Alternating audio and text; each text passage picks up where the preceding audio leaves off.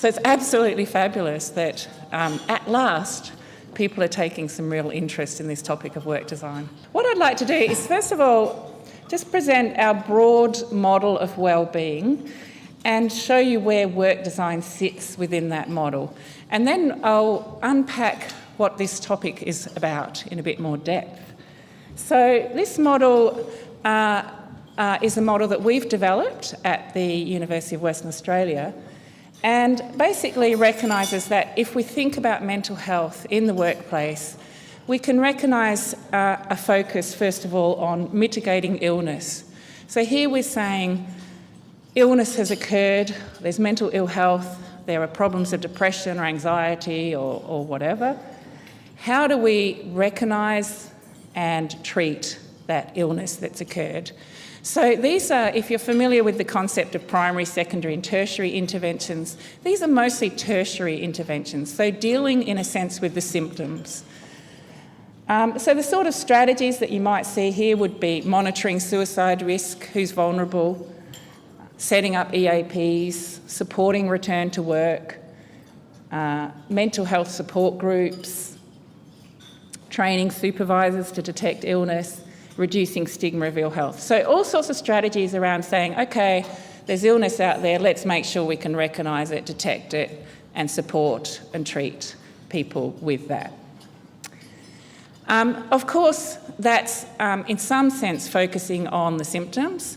So how do we actually prevent illness in the first place? And so the second set of strategies are all around preventing harm. So here we move more into what are sometimes called primary and secondary stress intervention strategies. So this might be, for example, building resilience in the workforce, because if the workforce is resilient, then harm is prevented because the workforce can better deal with that harm.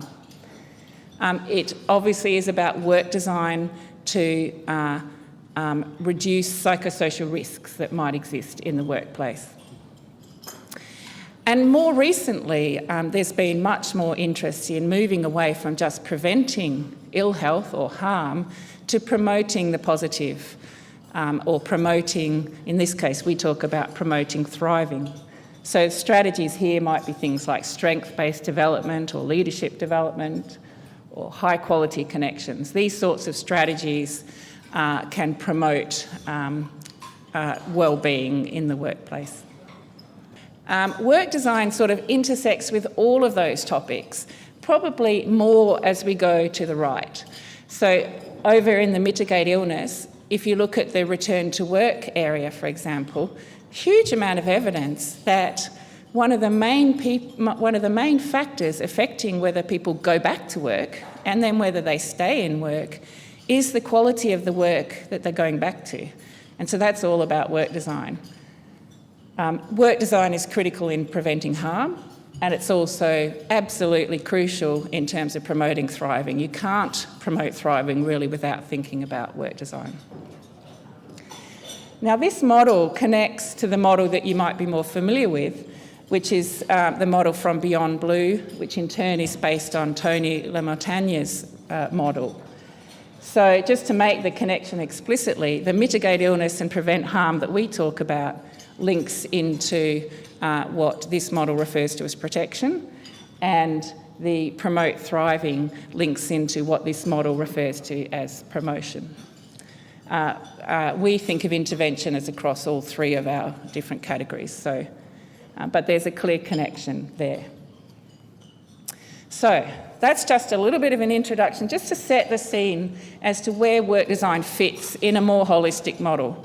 And what I'm now going to do is zoom in and just focus on the topic of work design for the next 35 minutes or so. So this is the plan. First I'm going to talk about what on earth is work design. So we hear the term, but what actually is it? And why does it matter? Why is it important? Is there untapped potential for work design? So I just want to give you a tiny taster of some of the research that we're doing in this space. And then if work design is so important, what can we actually do about it? So what are some examples, I guess, of work redesign? And finally, I just want to end with a couple of minutes about some of the work that we're doing in Western Australia. So, okay, let's start with what on earth is work design and why does it matter?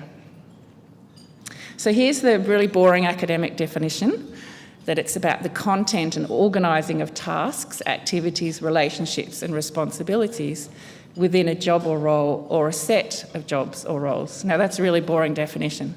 The bottom line is whenever you've got more than one person needed to do a job, you've got to think about what tasks should that person do? How should the tasks be shared amongst the different people that are there to do the work?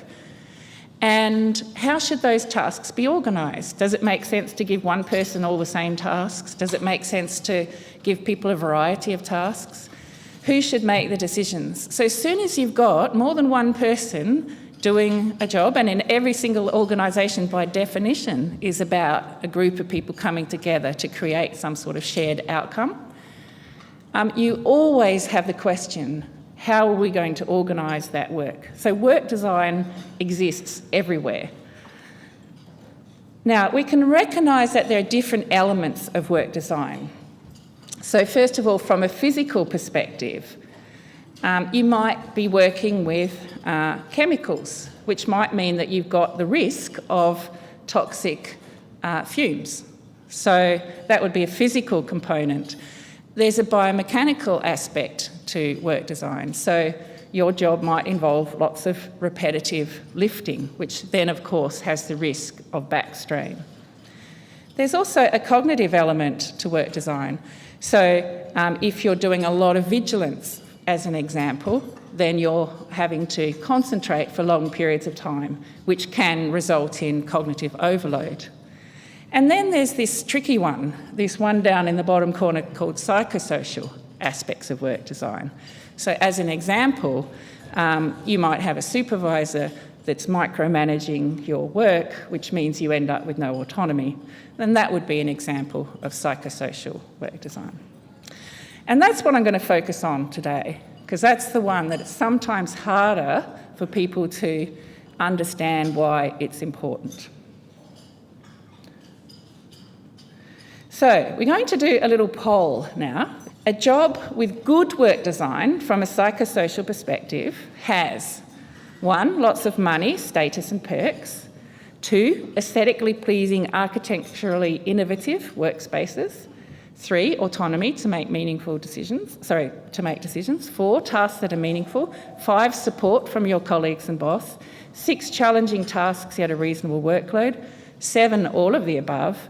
Or 8 is answers 3, 4, 5 and 6. Okay, the correct answer to that question actually is number 8. So from a psychosocial perspective, good work design is mostly about autonomy, tasks that are meaningful, support and reasonable workload. It's less about focusing on extrinsic aspects of work, such as pay, and it's not really, from a psychosocial perspective, about the physical space, although that can, of course, matter.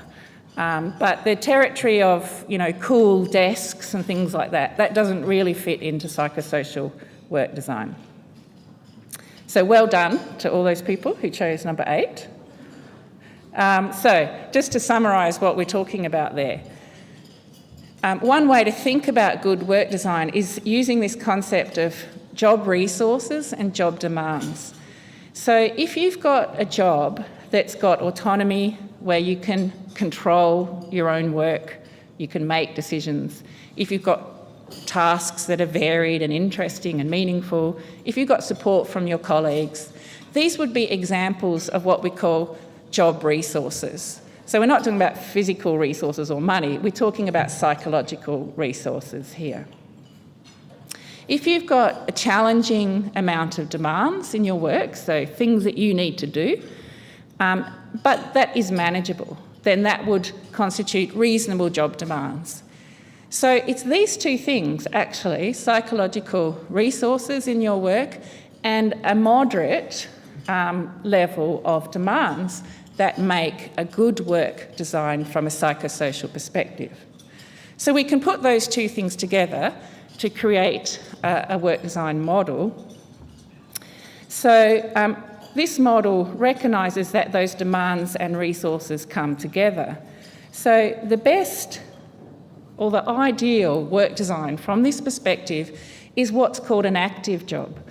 So an active job has some demands, so it has moderate to high demands, because if there were no demands in your job, if there were no expectations, if there was no workload, it would be really boring, and that has risks of its own. So there are demands, but critically, there are resources to manage those demands.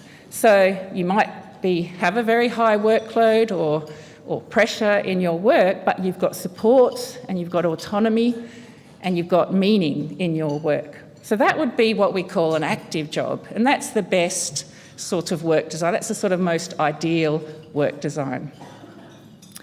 At the other end of the spectrum, we can have a passive job. A cushy job, I think I'm going to talk about next. Yes, a cushy job. So a cushy job is where you've got plenty of resources. Okay, that's wonderful, but you haven't really got much to do. And actually, realistically, not many jobs fit into that category. So we won't talk about that much more. You can also have this thing, I've added this quadrant. This wasn't in the original model, but I've added it. And this is this concept of what I call hyperactive jobs. And this is where there's actually plenty of resources in the work, but there's just such high demands that it really perhaps does start to cause stress for people. So I suspect many people in this room would have hyperactive jobs. So very engaging, very meaningful work, but just too much to do, really. So that can, and I've coloured that orange because that can be a problematic job. But the real bad jobs, if we want to think of it in a simplistic term, are these ones. So first of all, a passive job. So think something like a call centre, not many demands, but not many resources either. And a stressful job where you've not got the resources, but you've got the high demands. And I'm going to unpack those two categories of jobs a little bit more, because this is where we see incidents of mental ill health. But before we do that, another little poll, your own work design. So which description best fits your job? Have you got an active job where you've got some demands, but you've also got plenty of autonomy, support, variety? Have you got a cushy job? Have you got a hyperactive job? So that's the one where you've got plenty of resources, but you're really stretched in terms of goals. Or have you got a passive job? Or have you got what we would call a stressed job? So let's see if we can get in some answers there. So most people in this room who've been able to operate the technology, which is a small proportion of you possibly, have got this active work, which what I said is that more ideal work design. But there's a fair number of you that have got a saturated or a hyperactive job. So I'm going to talk about that one a little bit. And then there's some that fit into the stressed category. So let's move on. So let's talk about passive jobs. So these are jobs, about 35% of jobs. And this comes from large national studies that look at jobs for thousands of people. About 35% of jobs are considered passive. So these are the jobs where there are not many demands, but not many resources either. So classic would be something like a call centre. So you've got repetitive, routine, often highly scripted work. You've got very little autonomy over decisions. Sometimes this work is quite insecure. Increasingly, actually, this work is very insecure and often quite inflexible. So, working in a supermarket and being called in that day to come and do your 3 hours, that type of work. So this work causes mental ill health. It's boring, people are disengaged. It, of course, often causes musculoskeletal injuries because it's highly repetitive. There was an article in a France newspaper about a guy that was suing his employers not for burnout, but for bore-out, because he was so bored. So, and from an organisational perspective, this sort of work really wastes talent. I'll give you an example of that in a minute. But also, here we see turnover. So if your organisation has very high turnover, it could be because of a high level of very passive jobs. You see things like, that's not my job mentality. You know, when you call up and you try to get help and that's not my job. That often comes from this very narrowly defined sort of repetitive job. If just talk about the wasted talent. I don't know if anyone's read this book by Barbara Ehrenreich, who actually is somebody who decided to go and work in low-skilled jobs in America for 6 months.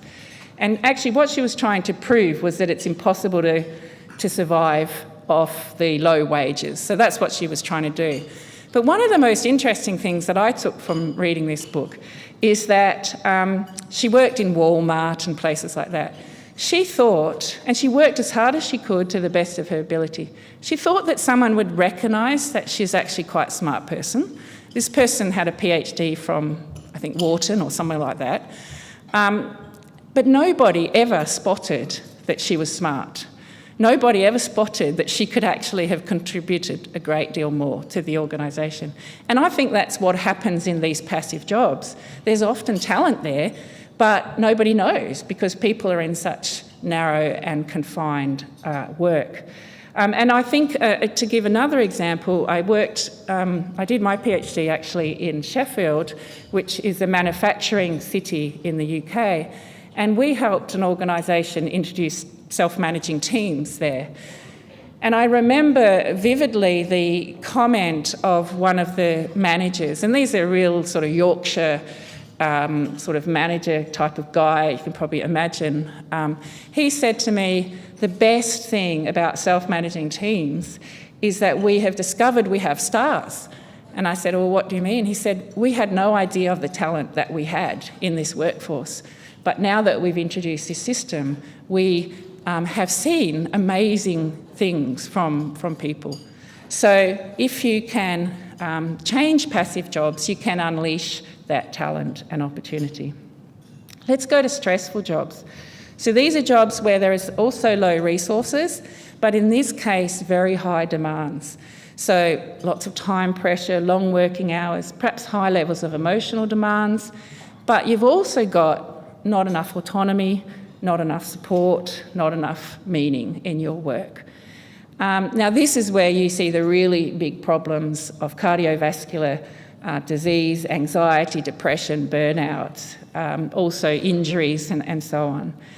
And consequences for organisations of turnover, absenteeism, presenteeism, which is people turning up even though they're not well, and of course workers' compensation claims. And I put a picture there of a paramedic, because in some places, depending on the work design, but in some places this would be a stressful job, and not necessarily because of the nature of the work, which is of course quite stressful and emotionally demanding, dealing with critically ill people, but because of the lack of autonomy and support in the work environment.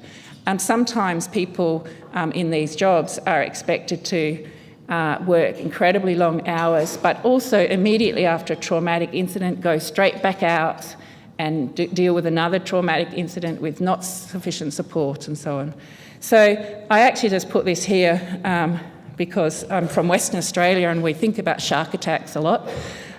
This just shows the number of shark attacks in Australia, I think, and then the number of work-related suicides of paramedics and other people in that sector, just to show you how damaging these sorts of jobs can be for people. So, but you know, of course, shark attacks get a lot more attention. And now I want to come to hyperactive jobs, and I wanted to talk about them because I knew there would be a fair number of people in this room with hyperactive jobs, and I think there were about 20% of you. So these are the jobs which have got a lot of resources, so lots of autonomy and variety, but actually got very high demands. So long work hours and lots of pressure, for example. So on the one hand, people are going to be engaged and motivated. On the other hand, probably also suffering from some degree of stress. And I think one of the consequences of these sorts of work, depending on where it is, but if it's office type of work, is sitting too much. If you're really engaged in your work and you're working on weekends and you're just sitting down all the time, then you're escalating those risks, and that graph there just shows how damaging sitting can be. And I think also these sorts of jobs put a lot of pressure on the family, and often women suffer the most in these sorts of works, and often actually exit out of these types of jobs because it's just impossible. And that's an article there about a very high-profile woman who was the first woman, I've forgotten exactly what, some high-level job in the US that quit, basically, because it was just impossible to do this hyperactive job and also help her children go through high school. So there are plenty of bad work designs, and you can see that, and you know that, and you can see it in the press. And there's a big price tag, and this is a study that many of you will be familiar with, by PricewaterhouseCoopers, whatever, you know what I mean, PwC. And they worked out that work stress costs about $10.9 billion per year because of the absenteeism and the presenteeism and the impaired productivity. And actually that 1% for 5 years there is basically saying if in our centre of work design, if we improve things by 1% for 5 years, actually that's the amount of money that we would save. And I was just trying to justify our centre and its funding. So the first message of this morning is that for the price of good work design, you get healthy workers, you get a safer workplace, you get fewer musculoskeletal injuries, lower absence, fewer claims, motivated staff, creative, innovative companies, agile teams and organisations, customer loyalty, attraction, retention, higher return on an investment, and a better world. And every single one of those statements is backed up by lots of evidence, which I won't bore you with, but it's there. So there's a lot of value to be said about creating good work design for people. So now I want to move on to the next one. And here I just want to give you a tiny slice of some of the research that we're doing in our centre. So I've mentioned many, many benefits of good work design. I just want to suggest there might even be some more benefits that we're not so aware of yet. So here's the bad news that I would like to begin with. And this is a graph showing how intelligence changes across the lifespan. And what you can see is that this red line of fluid intelligence, and this is things like working memory, problem-solving ability, you can see there's quite a steep slope here from about the age of 20-ish. So some of us are right down here.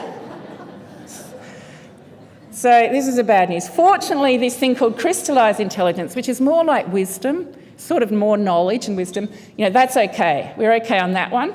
But anything that requires quick thinking, etc., we're doomed. So this is on average, okay? This is on average across the lifespan. But the interesting thing is that not everybody follows that trajectory to the same degree. And one of the things we're interested in is what's the role of work in shaping that trajectory. So as you know, there's been a huge amount of research on this concept of brain plasticity. And in recent years, neuroscientists and everything have discovered that the brains are way more plastic and malleable than we ever thought. And so this was a study that was done in the 1960s, actually, which shows that if you have rats in a standard cage, you can see below what the neurons look like in their brain.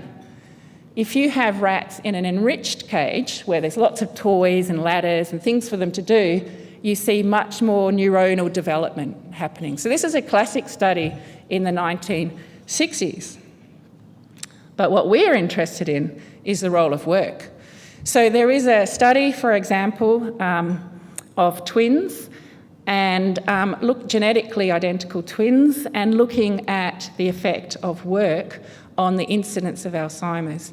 And this study shows that the twin that gets Alzheimer's tends to have a more simple routine job. an unenriched job in a sense. And there's other studies that sort of hint, long-term epidemiological studies that hint that perhaps if you've got enriched work, that is good for your brain development. So instead of rats in cages, we have workers in offices. Maybe if we have enriched offices, then I'm not talking about fancy couches, I'm talking about meaningful, engaging, interesting, challenging work. Maybe this is what happens to our brains. So this is one thing that we are doing in our centre. We are doing a 20-year longitudinal study to try to track what is the effect of good and bad work on neuronal development in the brain. So, I sort of like this picture because here's a zoo, really beautifully enriched, and everybody understands that zoos should be like that. And then here's a workplace. So somehow we seem to be getting it wrong. So that's the second key message for this morning. Maybe good work design that's got those resources that I talked about helps to keep us smart. And this has got real implications for technology, which I don't have time to go into today, but is something that we're also working on. So, if work design is so important, what can we do about it? So what I really want to do is give some examples of work redesign. So the interesting thing about work design is that you can change it. Although actually often people don't. People tend to take for granted that how the work is organised is how it should always be organised. But actually work can be redesigned. You can change the tasks and the responsibilities, and you can change how they are organised and structured. So, quick example, going back to the slide I showed you at the beginning, if you have physical, if you're working with chemicals, for example, you could eliminate those tasks altogether, or you could put in place controls, and that's, I'm sure, a concept you're very familiar with from a health and safety perspective. If you've got repetitive tasks that are causing back injury, then you could have a system of job rotation at the very least, so you're doing different tasks, so you're using different muscles. If you've got cognitive overload because you're just staring at a screen all day long, maybe it's really important to build in breaks for people. And finally, if you've got the supervisor that's micromanaging and not giving you any autonomy, perhaps you should train that supervisor to delegate, or you could do something like implement self-managing teams. So you can redesign work, and that's really important. So what I want to do now is unpack 4 or 5 examples of work redesign. Now, I guess my goal here is for you to understand what it looks like. Every single situation is different. So what is good work redesign in one situation will look a bit different in another situation. So this is why I'm going to give you a range of examples and then ask you to think about what that might mean in your own work and organisations. So here's the first one. So thinking about the job of midwives. So this is the standard midwifery model. Midwives allocated to look after women before they have their babies, so prenatal. Then there's midwives in the hospital that help you to have the baby, and then there are midwives that help postnatally. So as a female having a baby, you might have midwife A, B and C before you go into hospital, D, E, F and G in hospital, and then midwife H postnatally.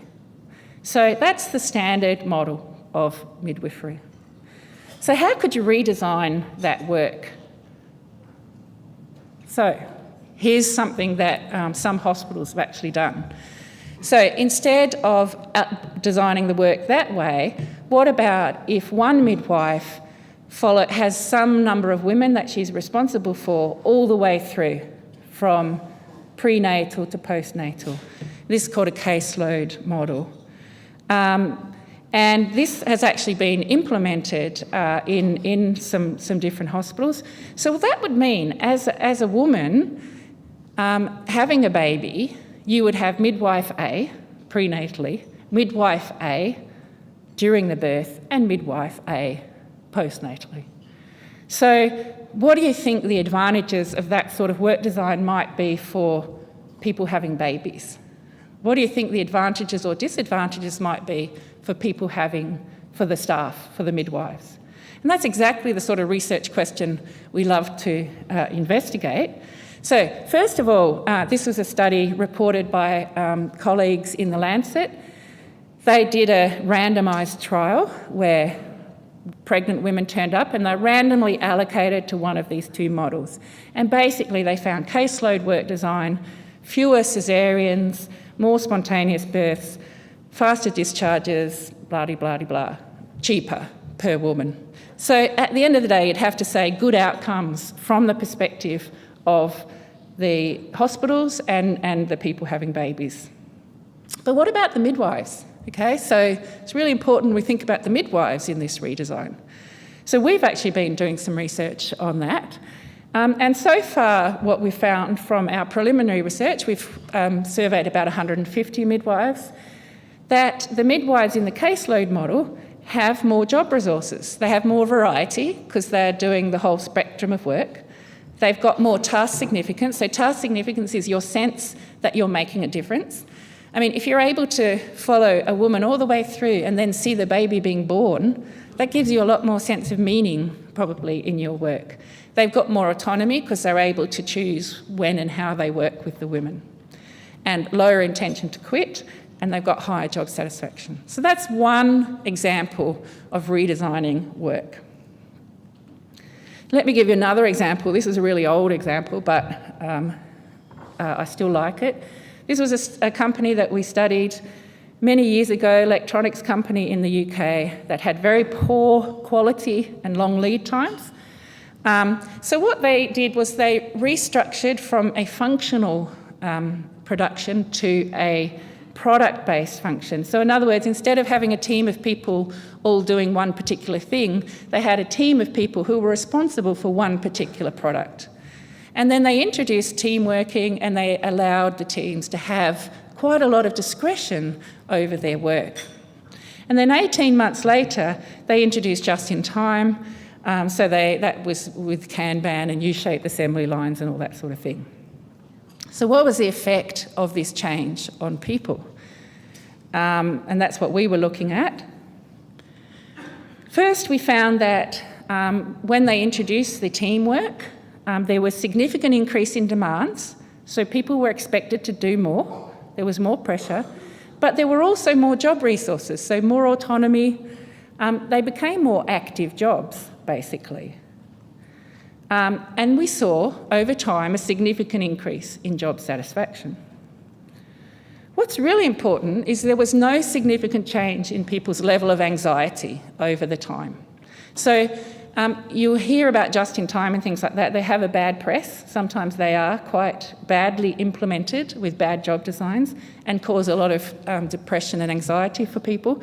In this case, because of the way the organisation went about it, which was by giving people autonomy and by involving them in their decisions, actually there was no stress effect here at all. And there were dramatic improvements in performance. The lead time used to take 2 weeks to make the particular product, went down to 2 days. So huge change in lead time and huge improvement in quality as well. Let me give one more example. This is something we're working on right now. And this is looking at operating theatres. So you may not know this, but a lot of mistakes are made in operating theatres. And actually the evidence shows that at least 2/3 of them are caused by poor communication within the team. And this is a psychosocial risk. So how could you redesign the work to reduce the chance of error and wrong site surgery and those sorts of things? So one of the things that we've been working on in hospitals in Western Australia is this 5-minute brief at the beginning of the surgical list where all the nurses, the doctors, the anaesthetists, the nurses, the surgeons, the anaesthetists, and sometimes the technicians come together for 5 minutes to plan the day. This is not rocket science, although you would not believe how hard it is to implement this change because it requires changes in schedules and all sorts of complicated things.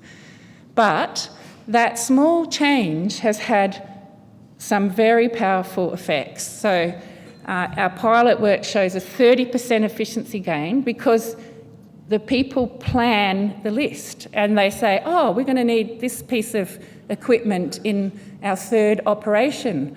Oh, well, that's actually over at the other hospital. Oh, well, how about we get it now?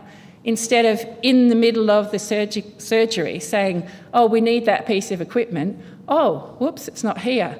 Hey, we've got 30 minutes to wait while we get it. And every minute in an operating theatre costs $1,000. So this small thing has a big impact on efficiency. And I guess that's one of the points about good work design, is it can have a big impact on efficiency. So in the hospital where we've been implementing it, because there are 17 theatres, we worked out we would save $17 million a year just in that one hospital alone if this was fully executed. And we're trying to get the organisation now to embed this into the practice, which is a challenge. There's also a lot more staff engagement. So you see that quote down the bottom. Briefings personally changed my perspective on being a surgeon, as before I felt like I had a contract. I was a contract labourer doing my job, but briefings helped me to express and connect with my workplace a lot better. Because the surgeon, instead of just rocking up and starting operating and not even knowing the names of the people, actually just takes that 5 minutes to get to know the team and talk to them and find out where they're at. Next example, this is an example from BMW. So this is an article about how BMW is taking steps to deal with the demographic time bomb, which you all know is ageing population. So BMW, as you can imagine, use assembly production lines. It's quite physical work. And what they were finding was that and I don't know if you know this, but Germany has a really big challenge with ageing workforce, bigger even than we do. And so the average age of the workforce in companies like BMW is 50. So they had a really big challenge, and they were finding that the older workers just could not do the physical work. So what they did was, on a pilot line, they set up a pilot line and they said, let's get the workers in and let's see if the workers can come up with some ideas to improve and to make it a better design for the ageing body. So they did all sorts of things, but at the end of the day, they spent €20,000, which is nothing. The workers came up with 70 ideas for change in the line, and after they implemented the changes, and some of the changes included work redesign, so more rotation and things like that, there was a 7% efficiency improvement, which brought the line to the same level of performance as the lines with the younger workers.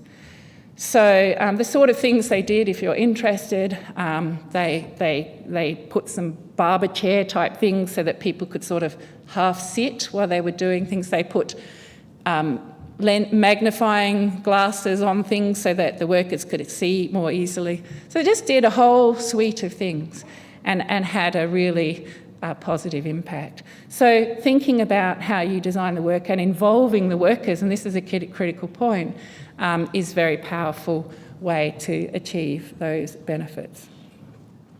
And the final example that I want to give is Buurtzorg, which some of you have probably heard of.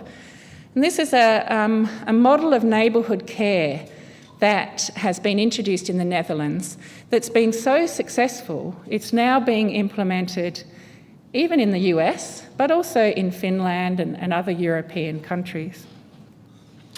So rather than the traditional model, which would be that if you think about providing care to someone in a home, the typical model would be that some tasks are considered lower skill. So, washing somebody, for example, So you would have less expensive people go and provide that skill, that support. Then you would have a nurse perhaps go and administer the pills, and then you would have someone else. And so the work is all carved up according to skill level and what people are paid. That's a traditional model. And the big issue, of course, is that the care becomes very fragmented, and it's not ever clear whose responsibility it is, and so on and so forth. And many of you, if you work in that area, you know some of the challenges.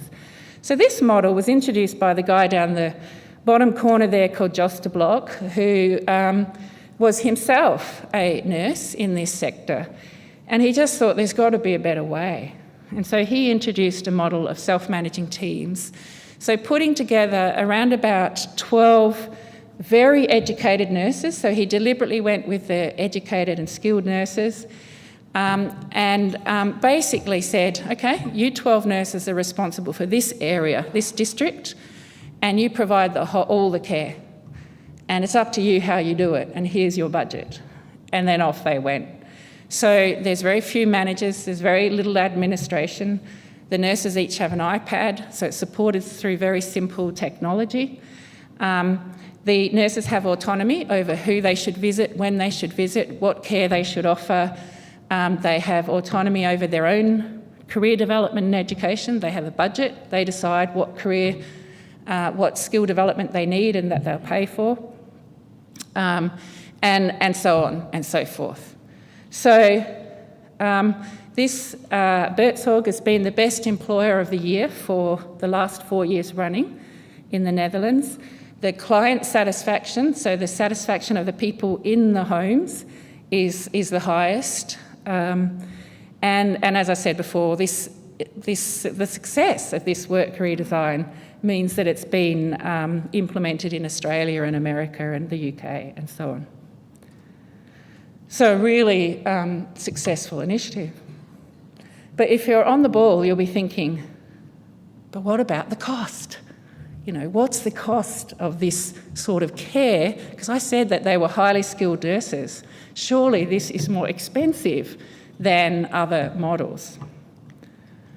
So I'm going to give you another little poll, and this is your last one for this morning. So if you haven't managed to get it right so far, this is your last chance. So which do you think is true about the Buurtzorg? And this is based on an analysis by KPMG. Buurtzorg costs significantly more than the average of other care systems because staff are paid a higher hourly rate, which is true, that they're paid a higher rate. So does Buurtzorg cost more? Buurtzorg costs less than traditional care models because the teams concentrate on the cheaper patients, or Buurtzorg teams cost less than traditional care models because it provides fewer hours of care per client. What do you think the right answer is? All right, I think we'll leave it there. So some of you thought it might be because Buurtzorg costs less than traditional care models because the teams concentrate on different and cheaper patients. And that was the initial thinking, was maybe it's because actually it turns out to be a very cost-effective model. Maybe that's because these Buurtzorg teams are somehow just, picking the easiest patients. But the KPMG analysis actually showed that the correct answer is C, as most of you have got, which is that it actually provides fewer hours of care. Each hour costs more because it's a more highly skilled group of people, but because of the efficiency gains, the actual amount of care is less. So you can read the analysis for yourself, but you can see there that Buurtzorg, the average hours of home care per client per year is 108 for Buurtzorg and 168 for other Dutch home care providers. So remember that lower amount of hours, but more satisfied clients and highly engaged staff. So another good example of work redesign. And there's a lot more evidence. So we could go through many examples in many different sectors: manufacturing, management consultants, trainee doctors, maintenance workers, all sorts of different work that show changes in work redesign, if they're well designed, if they're giving more psychological resources or reducing excessive demands, have many benefits. There's also lots of popular press examples. So some of you might have heard of some of these examples: Valve, which is a big gaming company, Zappos, Southwest Airlines. Morningstar is a famous tomato processing company in the US that has highly self-managing teams, and so on.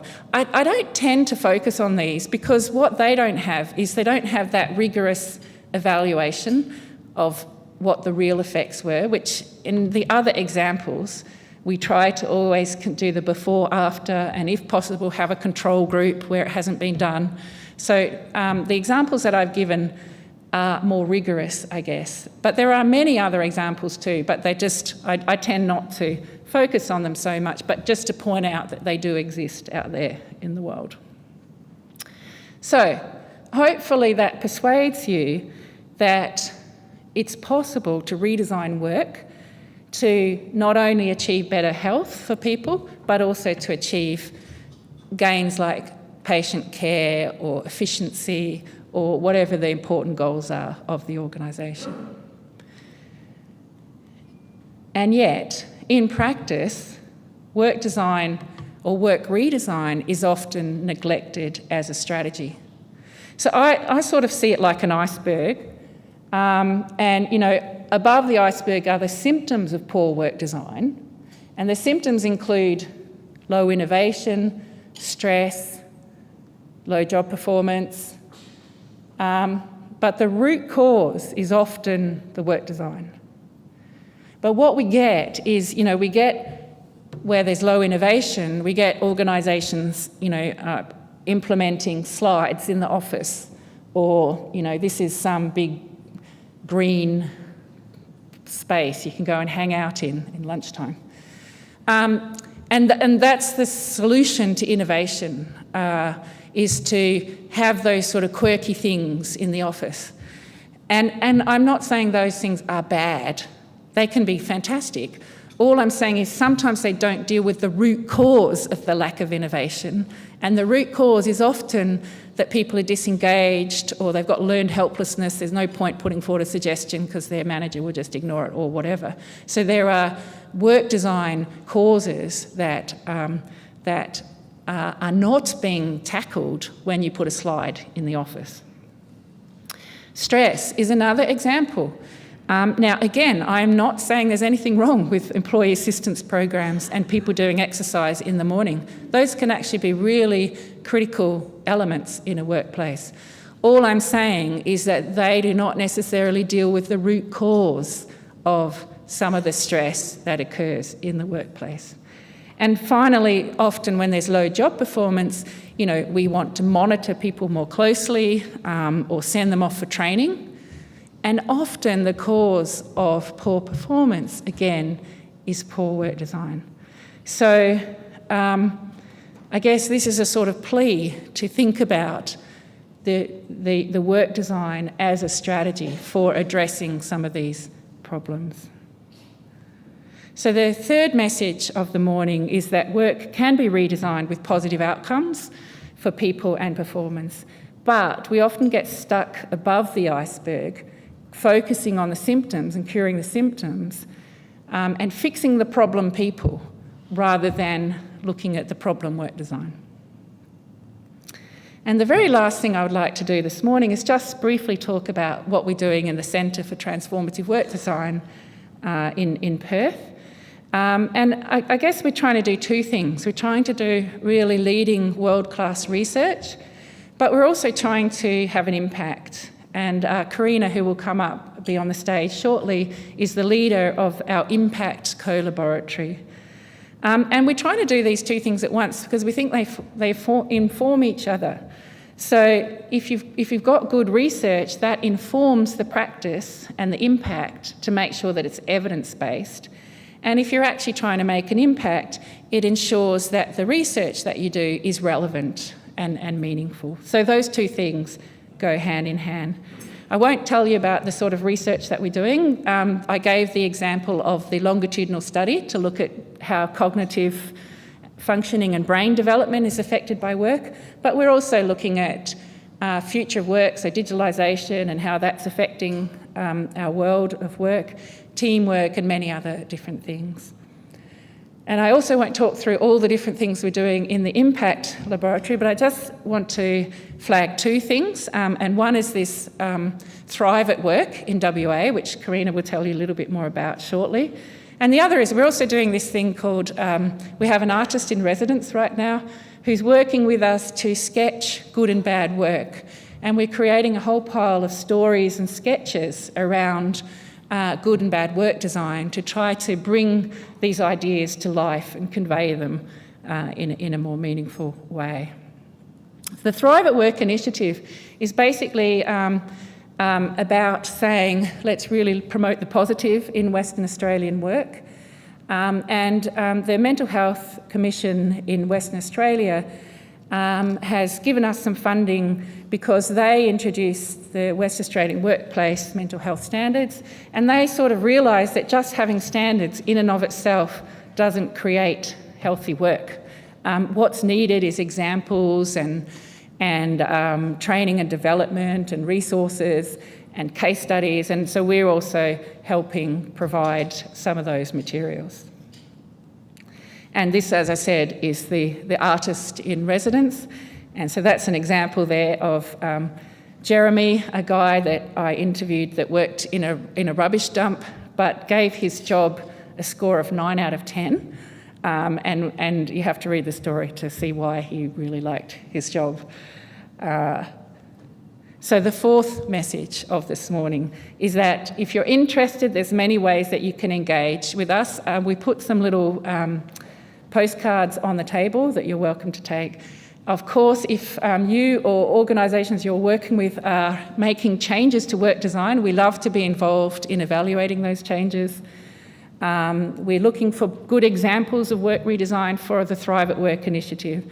And if you've got really interesting sites for us to sketch and create work design examples, we're also keen to hear about those.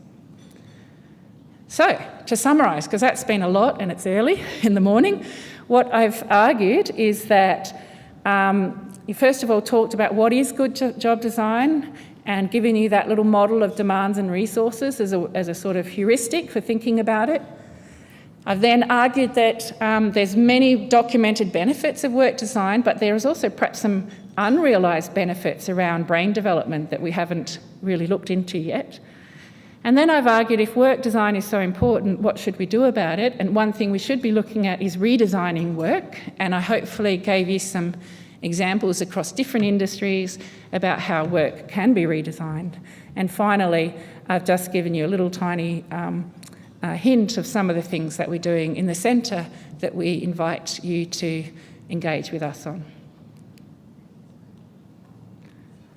So, thank you very much for your attention.